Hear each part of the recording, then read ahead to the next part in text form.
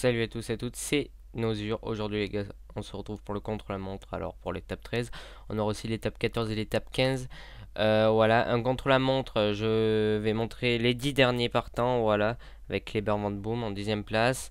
Attendez, je vais mettre une petite pause parce que voilà, à noter les 3 premières places voilà, de Suisse avec Jack Rolex, Warren Spartacus, Alexis Coman, 3 rouleurs suisses, en sachant qu'Aléno le Suisse, voilà, qui est 5e, faisait partie des 4 premiers, donc ça fait que la Suisse est vraiment dominante sur ce chrono. Donc voilà, ça reste à espérer, voilà, mais en tout cas la Suisse très bien représentée avec 3 coureurs, voilà. Alors Sean Garten qui est parti, maintenant ça va être à Alexis Vuillen de partir. Alors j'ai décidé de mettre les 10 derniers parce que sinon on pourrait avoir plus d'un quart d'heure de vidéo sur ce contre-la-montre. Après, on aura Mac Burger qui va s'élancer. Alors, on va parler un peu de ce contre-la-montre. Voilà, un contre-la-montre assez vallonné. Avec d'abord une bosse, du plat, ensuite une descente. Et ensuite, ça va remonter vers l'arrivée. Et ça va être un peu plus plat vers la fin. Et nouveau meilleur temps. Rigoberto Urán a mis tout le monde d'accord. A mis les Suisses d'accord. Donc, voilà, c'est dommage alors, Mister Polo est parti. Maintenant, c'est Jarlinson Machka. C'est dommage, voilà, pour les abonnés.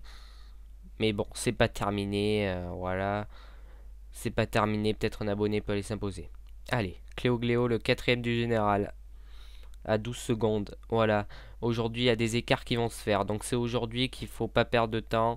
Il y a deux contre-la-montre, ça risque de se jouer là-dessus, ce Tour de France. Donc voilà, on a Ambrosic à 8 secondes qui va partir maintenant, le troisième du général.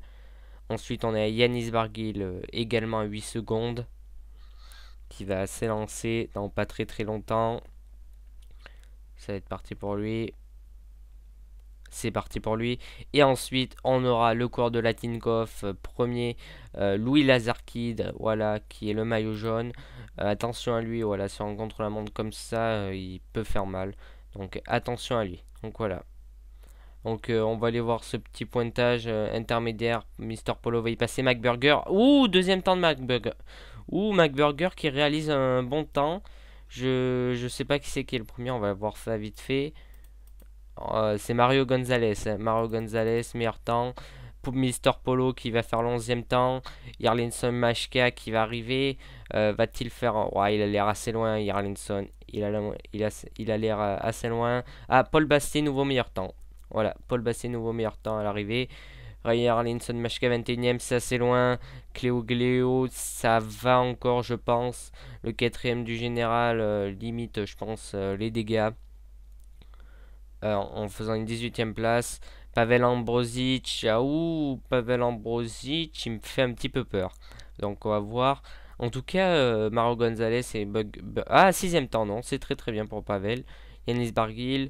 Par contre, voilà, comme je disais, McBurger et Gonzalez sont peut-être partis un peu trop vite. J'en sais rien. Yanis Barguil, lui, va. Ouh, deuxième temps. Ben voilà, deuxième temps pour Yanis Barguil. Et Yanis Barguil va peut-être devenir. Enfin, c'est pas sûr, mais il est bien parti pour faire un bon truc. Il y a Yanis Barguil et Yanis Pavic, donc voilà. Et Louis Lazarkid, 8ème. Donc voilà. Alors, on va rester sur le quatrième temps. On va aller voir l'autre pointage. Euh, Pas avec Burger, avec Alexis Villain cette fois-là. Alexis Villain qui passe. 13ème temps pour Alexis Villain. C'est bien pour lui. Attention, est-ce que McBurger. Est-ce que. Oh, j'arrive pas à le prononcer. Est-ce que McBurger. Voilà, deuxième temps pour McBurger. C'est très très bien. Mister Polo, lui, va être assez loin par contre, hein. On a vu, il est passé McBurger, il a même pas franchi la bannière d'1 kilomètre avant le sprint. 9ème temps, finalement, c'est assez bien. Jarlinson Machka, apparemment, lui, on avait vu qu'il était assez loin au premier pointage. Je pense qu'il va être encore loin. Alors, Dorian Thales, ouais, j'ai pas vu, mais il est deuxième à l'arrivée. 29ème temps, Cléo Gléo. Lui aussi sera sans doute assez loin, je pense. On va voir ce que va faire notre ami Cléo. 22e temps. Pavel Ambrosic. Pavel Ambrosic qui est en train de reprendre un peu de temps, je pense. Il va peut-être entrer dans le top 5 là, Pavel. Non, toujours 7ème pour Pavel Ambrosic. Yanis Barguil qui ne perd pas de temps. et va signer du coup sûrement un gros chrono, ouais, je pense. Deuxième temps, voilà, deuxième temps. Alors il y a des grimpeurs qui arrivent comme Mathis Sagan, Basile Gouillet, Louis Mentiès. Et puis on va aller voir le leader, bien sûr, le leader qui va arriver, Benjamin Boucher qui vient de faire le deuxième temps. Alors, Louis Lazarkid qui va signer le neuvième temps. C'est bien pour le coureur. Attention, McBurger. Deuxième temps, McBurger. Ouais, c'est bien pour McBurger, mais je pense qu'on va aller voir l'arrivée plutôt. Ouais, on va aller voir l'arrivée. Les 12 derniers avec Yanis Pavic. Yanis Pavic qui arrive. Yanis Pavic, deuxième temps. Deuxième temps pour Yanis Pavic. Mario Gonzalez qui va arriver. Attention parce que lui, il a été fort partout. Mario Gonzalez, meilleur temps. Voilà, il met tout le monde d'accord. L'Argentin qui est premier pour l'instant de ce chrono. Le dixième du général, Kleber Van Boom, qui n'a pas réalisé un super chrono. Voilà, on voit qu'il est assez loin, Kleber Van Boom. Et il va sans doute rentrer dans le top 20 de cette étape, je pense. 13e à 1 minute 3, c'est trop loin. Sean Garten aussi, ça sera ça sera trop loin. Et du coup, c'est des coureurs comme ça là qui vont encore perdre du temps, malheureusement. Et peut-être perdre leur leur podium. 20e 20e temps pour Sean Garten, leur podium. Je dis leur top 10. Alexis Villien, lui aussi, va arriver. Alexis Villien qui va signer un 17e temps. C'est pas mal. Attention à Ronald McBurger qui va signer un deuxième chrono à 12 secondes. Et il se place super bien. Il se place super bien, Ronald. Attention à Mister Polo. Mister Polo qui nous fait un bon chrono. Ouais, il est plutôt correct son chrono. Mister Polo va signer un 10e temps, c'est bien. Yarlinson Machika, lui, par contre, risque d'être loin parce qu'on voit il a commencé à faiblir à chaque intermédiaire. Donc, il va être assez loin, Yarlinson Machika. Ouais, il va être loin, lui. Par contre, lui, il risque de perdre sa. Ouais, 30, ah non, 30e. Bon, il est un peu mieux terminé, c'est bien pour lui. Cléo Gléo qui arrive, le quatrième du général. Est-ce qu'il va réussir à monter sur le podium? C'est pas si sûr que ça, par contre. 25e temps, ça sera pas si sûr que ça, je ne pense pas. Parce que derrière, ouais, ça arrive vite avec Pavel Ambrosic. Pavel Ambrosic qui va signer le 7e temps. Yanis Barguil ou Mario Gonzalez qui va aller gagner l'étape. Et ouais, surtout, attention. Yanis Barguil, deuxième temps à 5 secondes. Donc attention. Yanis Barguil, ouais. Yanis Barguil sera sans doute, je pense, le nouveau leader. Parce que, ouais, ouais. Yanis Barguil sera le nouveau maillot jaune. On aura un nouveau maillot jaune sur ce tour, les gars. Et ça sera pour Yanis Barguil le maillot jaune. Et 10e temps de Louis Lazarkid qui perd son maillot jaune, malheureusement pour lui. Et oui. Du coup, là, on va voir les podiums. Du coup, voilà. Avec Marion Gonzalez. Voilà. Ah bon. Bon allez, je vous les mets. Et voilà, nouveau leader Yanis Barguil devant Louis Lazarkid et Pavel Ambrosic. Ronald McBurger se place 4ème. Ensuite, on a Cléo Gléo, Mister Polo, Yarlinson Machka, Vuyen, Gonzalez, Garten. Toujours meilleur grimpeur, Luis Mentiès. Meilleur sprinter, Cléo Fish. Et meilleur jeune, Yanis Barguil. Du coup, bah, pour une fois, on a du temps. Pour une fois, un leader qui arrive à prendre un petit peu de temps sur ses adversaires. Voilà, parce que jusqu'à présent, c'était pas beaucoup. Voilà, on n'avait pas de gros écarts. Bon, je vais vous montrer, les gars. Je vous passe le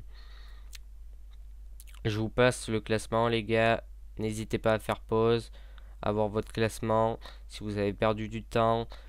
Et là, je vais montrer le général. C'est parti avec Yanis Barguil qui compte maintenant 35 secondes sur Louis Lazarkid et 38 sur Pavel Ambrosic. Donc, assez belle opération pour Yanis Barguil. Donc voilà. Donc voilà pour l'étape 13. Nous, on va se retrouver, les gars, du coup, maintenant pour l'étape 14 entre Montélimar et Villars-les-Dombes par des Vavos. Je pense que ça sera une des dernières étapes de sprint avant les Champs-Élysées. Donc voilà, les gars, on va se retrouver à 20 km de l'arrivée. Allez, à tout de suite. Donc on se retrouve, les gars, pour l'étape 14 entre Montélimar, Villars-les-Dombes. Voilà, ben non, mon tête, il va les gagner. C'est Bob Jungels. Voilà, malheureusement pour le sprinter, il n'y aura pas de vainqueur aujourd'hui. Parce que Jungels est très très bien parti et se fera pas rattraper. Juste derrière, on a un groupe. Voilà, on a mes coureurs qui commencent à se faire lâcher. Et là, on a le groupe qui reviendra pas. Ensuite, on a le peloton derrière qui lui non plus ne reviendra pas, hein, voilà. On tente le tout pour le tout, mais c'est mort. Voilà, c'est mort, fallait s'y prendre avant. J'ai envie de dire ça, mais bon, voilà, quoi. C'est un peu trop tard.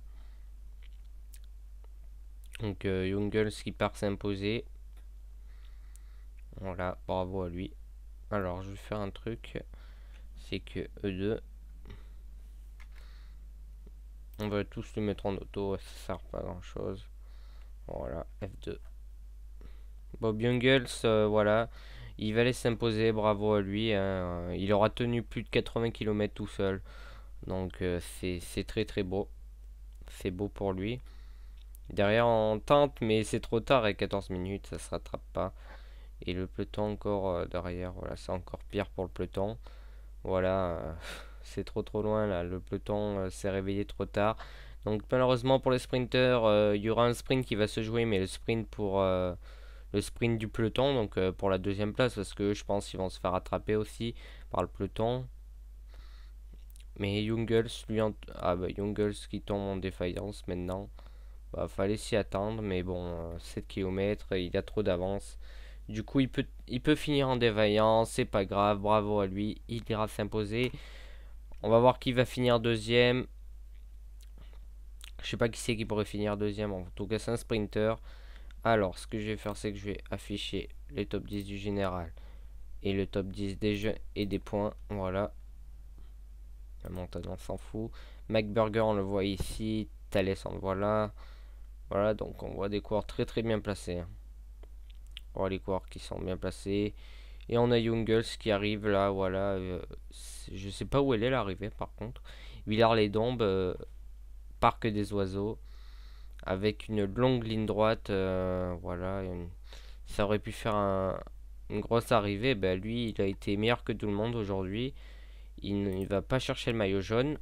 Encore heureux. Il va s'en sortir avec plus de 13 minutes d'avance sur le peloton.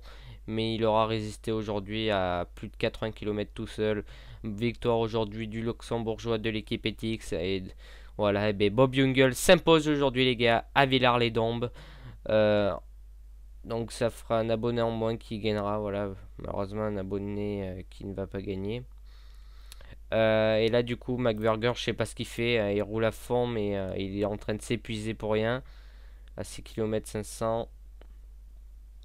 McBurger qui roule à donf. Je sais pas pourquoi. On voit les sprinters là. Regardez, maintenant que j'ai affiché, vous pouvez voir où ils sont, vos coureurs. Thales, Kalel. Il est passé. Allez, on va voir pour la deuxième place. Cléofiche qui est très très bien placé. Cléofiche bien placé. Voilà, Léo Kalel qui se place dans sa roue. Malneri, Beric. C'est parti. Berich qui est lancé par Matthews. Matthews qui lance Malneri. C'est parti pour le sprint. C'est Nikolai. C'est Nikolai, je pense, qui va aller chercher cette deuxième place. Oui, il me semble. Il me semble que c'est lui. Oui, c'est André Nicolai qui va la chercher devant Cléofiche et Polo le prodige et Aymen Berige. Donc André Nicolai aurait gagné aujourd'hui. Donc bravo à lui. Même s'il n'a pas gagné. Alors, du côté des lâchers, on a Modolo, on a Menties. Et ouais, et il me semble qu'il y a un abonné qui a abandonné. Tout à l'heure, j'ai vu un abonné, je crois, abandonné. Bon, ça c'est tous mes coureurs, c'est pas grave. Allez, on va passer x8 pour aller directement à l'étape 15. Une étape 15 avec bah, je sais pas ce que c'est étape 15. C'est peut-être du sprint, mais je vois pas du tout ce que c'est. J'en ai aucune idée. J'en ai aucune idée, du coup, voilà. Alors ouais, j'ai enlevé le public, donc je sais pas si ça marche mieux depuis que j'ai enlevé le public. Je vais peut-être le remettre et baisser quelque chose d'autre, mais voilà. Alors, on va aller au résultat. Voir ce que ça donne. Au général, je ne pense pas que ça va bouger. Si ce n'est que. Si ce n'est que. Il y a un abandon d'un coureur. Si je me trompe pas, je crois que c'est Loulou Menties qui aurait abandonné. Mais. Mais je suis pas vraiment sûr. Du coup, je préfère regarder. Voilà. Donc, donc voilà, c'est une série que vous adorez. Je vois ça dans les commentaires. Il y a beaucoup de commentaires, donc je suis content. Alors, on va aller voir ça. Abandon, ouais, de Loulou Mentiès, donc un abonné en moins. Voilà, Loulou Mentiès. Voilà. Au général, toujours pas. Ouais, je pense pas que, ouais, ça n'a pas bougé au général. Donc rien à dire là-dessus. Au sprint, c'est toujours Flish, à montagne, Louis Mentiès. Meilleur jeune, Barguil. Ah bon, meilleure équipe, toujours Giant possible. Donc ben nous, ah oui c'est vrai, on a 7 étapes, voilà. Ben, on va se retrouver, si je ne m'abuse, dans le col du lacet du Grand Colombier. Allez les gars, à tout de suite. Donc les gars, on se retrouve pour l'étape 15 entre Bourg-en-Bresse et Culot. Voilà, Culose. On a un homme en tête, Alex McKenzie. Voilà, Alex, il doit être très content. Il compte 2 minutes d'avance sur les poursuivants derrière, c'est-à-dire Pandano et Oran. Va-t-il faiblir? J'en sais rien, mais en tout cas, il est bien parti pour aller s'imposer à Culose. Derrière, on va aller voir les leaders parce que oui, bien sûr, il y a le et voilà, attaque, ça attaque avec Boucher, Benjamin Boucher et personne répond. Donc c'est sûr, ça va se batailler dur là. Franchement, c'est sûr, ça va se batailler et doit y avoir des lâchés. Je vais voir s'il y a des lâchés parmi parce que comme j'ai affiché les noms, normalement c'est plus facile à voir. Alors on va aller voir ça. Je ne pense pas. Voilà, je ne pense pas qu'il ait lâché parmi les gros leaders, donc ça a l'air bien. Alors c'est parti, ouais, Mackenzie, ouais c'est compliqué, mais bon, quand il aura fait la descente déjà, il sera bien. Mais voilà, attaque à l'avant du peloton avec Yanis Pavic, le 11e du général qui attaque avec Léo Gléo, Alexis Vuillin, Mister Polo. Attention, ça attaque, McBurger qui dit rien. Ça bouge beaucoup dans ce peloton. Ça bouge beaucoup, ça se regarde aussi. Et du coup, ça permettra à Mackenzie d'aller s'imposer devant. Ouais, Mackenzie qui va aller s'imposer devant. Uran, qui a déposé Pantano. Mais derrière ça attaque, Boucher, Cléo, Gléo. Ensuite on a Pavic et ensuite on a Ambrosic qui en remet une. Ambrosic, c'est juste pour rattraper, je pense. Oui, c'est bien ça. C'était juste pour rattraper ses coureurs. On a un groupe déjà là qui ont du mal avec Poitou. Alors je vais juste faire un petit truc comme ça. Je pense pas qu'il y ait d'autres noms. Alors Ajdal, Gouillet, Fugassang, ok, Dilkm, On Fire, Barguil, Griezmann qui est là, ouais, Griezmann, voilà, on passe le sommet pour le peloton. Le peloton passe au sommet. Est-ce que ça va attaquer? Et oui, bien sûr, ça attaque dans la descente. Ça attaque dans la descente. Attaque d'Alexis Villain dans la descente. Attaque d'Alexis Villain, du coup tout le monde attaque et attention parce que là ça peut tomber. Ça peut tomber et Alexis Villain a bien fait d'attaquer. Et oui, Alexis Villain qui fait un beau truc. Oui, beau truc fait par Alexis Villain qui a pris quelques secondes et Mackenzie qui va aller du coup s'emparer de la victoire. Il rattrape quelques coureurs, mais le deuxième est loin, il a même pas terminé Ouran la descente. Voilà, Ouran qui en termine juste la descente. Et ensuite on a le peloton voilà, qui ont rattrapé Villain. On va aller vivre la victoire tout de suite de Mackenzie. Voilà, Mackenzie qui rattrape des coureurs et qui va aller s'imposer à Culose. Alex doit être content parce qu'il a perdu à Kim Rider. Mais au final, il a un coureur à lui qui s'impose sur ce tour. Bravo, coureur américain de la team BMC. Victoire aujourd'hui du puncher Alex Mackenzie. Bravo à lui. Il peut savourer sa victoire. Alors on va les suivre derrière parce que ça attaque de Gonzalez. Et oui, on essaye, mais ça se regarde, ça se regarde.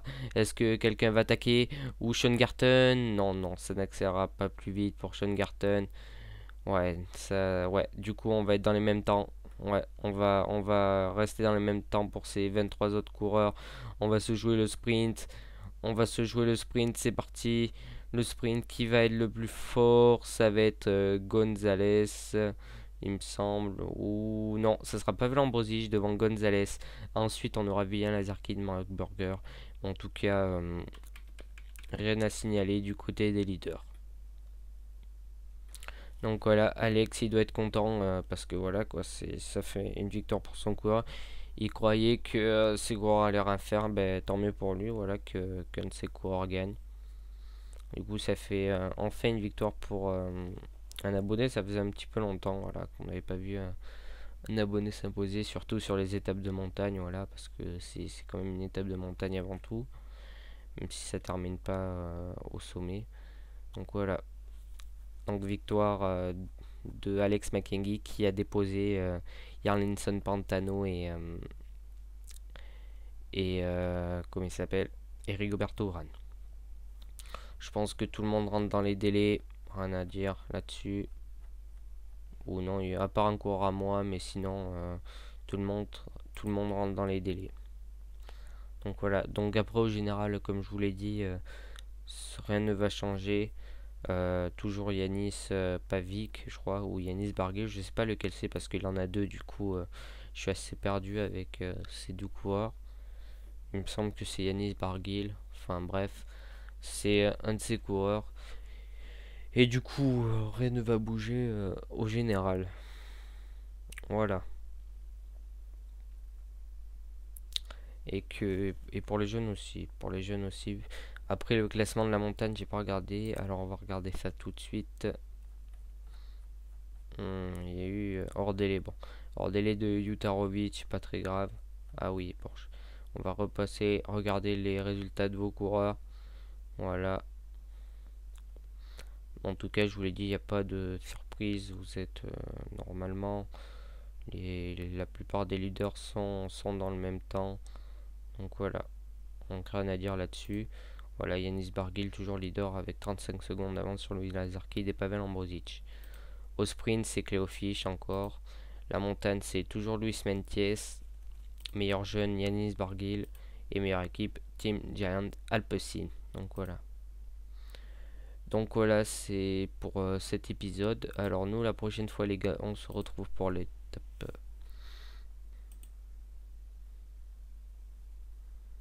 Excusez-moi les gars, je reviens. Donc comme j'ai dit, on se retrouvera pour l'étape 16 entre bon, avec une arrivée à Berne pour le sprinter, pour l'étape 17 avec Fino et Mosson, et l'étape 3 et l'étape 18 avec un chrono. Ce sera l'avant-dernier épisode avec bien sûr le contre-la-montre. Donc voilà, on se retrouvera la semaine prochaine pour la suite et l'avant-dernier épisode. Allez, c'était Nosure, bye.